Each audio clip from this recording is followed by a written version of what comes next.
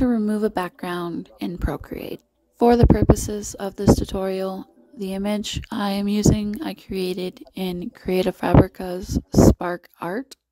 To begin, I have imported that image and I have selected the selection tool from the top menu and I have freehand selected at the bottom.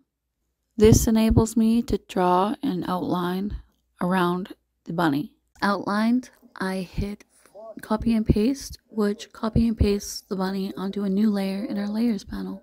In your layers panel, you want to turn off your bunny image, and now you can zoom in and start to fine-tune and erase around your bunny, removing the rest of the background that may remain using your eraser brush. In the color picker, I am selecting the colors in the areas that I'm working on, and I am filling in the whiskers to make them more fuller and in other areas around the bunny. Now we go and create a new layer in our layers panel, and with the fine nozzle spray paint brush selected from the built-in Procreate brushes, I'm going to want to double tap on this layer and make it a clipping mask by double tapping on it in the layers panel and selecting clipping mask from the drop down menu. And I'm going to continue and shade in the areas of the bunny where I think it needs to be a bit darker. Use Gaussian blur from the selection menu, and then I'm going to select the layers menu.